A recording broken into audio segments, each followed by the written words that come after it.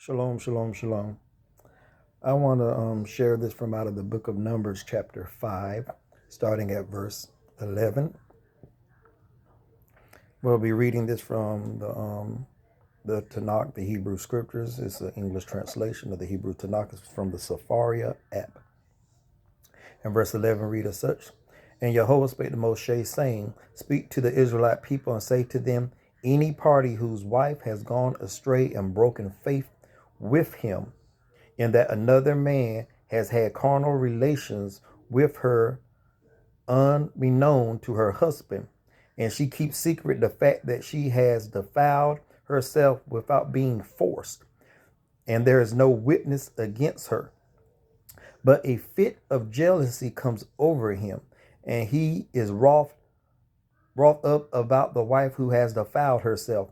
Or if a fit of jealousy comes over him, and he is wroth up about his wife, although she has not defiled herself, that party shall bring his wife to the priest, and he shall bring as an offering for her 1/10 of a ephod of barley flour. No oil shall be poured upon it, no frankincense shall be laid on it, for it is the meal offering of jealousy, a meal offering of remembrance, which recalls wrongdoing. The priest shall bring her forward and have her stand before Yahweh. And the priest shall take sacred waters in an earthen vessel, and taking some of the earth that is on the floor of the tabernacle, the priest shall put it into the water. And after he has made the woman stand before Yahweh, the priest shall bear the woman's head and place upon her hands the meal offering of remembrance, which is the meal offering of jealousy. And in the priest's hand shall be the water of bitterness that induce the spell. The priest shall adjure the woman, saying to her, if no other party has laid with you, if you have not gone astray in defilement while living in your husband's household, be immune to harm from this water of bitterness that induced the spell. But if you have gone astray while living in your husband's household and have defiled yourself, if any party other than your husband has had carnal relations with you, here the priest shall administer the curse of adjuration to the woman, as the priest goes on to say to the woman, may Jehovah make you a curse and an implication among your people, as Jehovah calls your thighs to sag and your belly to distend. May this water that induced the spell enter your body, causing the belly to distend and the thigh to sag, and the woman shall say, Amen. Amen. And the priest shall cause these curses down in writings, and the priest shall put these curses down in writing and rub it off into the water of bitterness. But he is to make the woman drink the water of bitterness that induced the spell, so that the spell-inducing water may enter into her to bring on bitterness.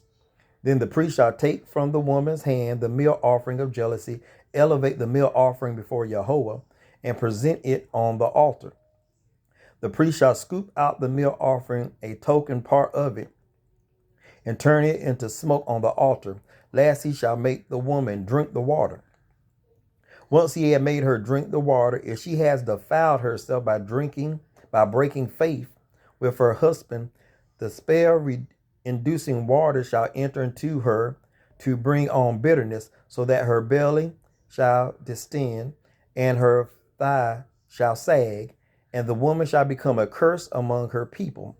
But if the woman has not defiled herself and is pure, she shall be unharmed and able to retain seed. And this is the ritual in case of jealousy, when a woman goes astray while living in her husband's household and defile herself, or when a fit of jealousy comes over a husband and he is wroth up over his wife, and the woman shall be made to stand before Jehovah, and the priest shall carry out all his rituals with her. The man shall be clear of guilt, but the woman shall suffer for her guilt. Hallelujah. Now, there was something very missing from the passages that I read from Numbers chapter 5. None of this said anything of a pregnancy being involved. None of this said the bitter water's sole purpose was to abort the child. Nowhere. Nowhere to be found.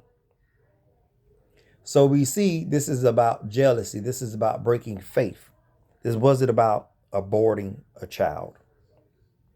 But we do see if the woman was guilty of defilement of breaking faith with her husband, the bitter waters did render her womb unable to conceive seed. But this was not about abortion. And I had a brother on TikTok share this text and say this was about abortion and the priests did abortions all the time. This is not an abortion. So my brothers and my sisters, we need to allow the text to say what it says and not to interpret it for our own belief system. Let the text say what it says.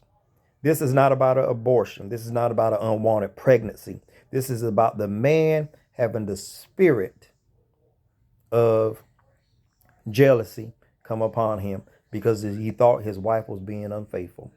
And all the thing was to prove it was that the woman was unfaithful or not. And if she was unfaithful, it will render her womb unable to contain seed. If she was guilty, she would no longer be able to bear a child. But this is not talking about aborting babies. So please stop trying to use this text to prove your belief system, because it's not at all. Shalom. This is your brother Yayo Ezra Ben Levi. Till next time. Shalom, shalom.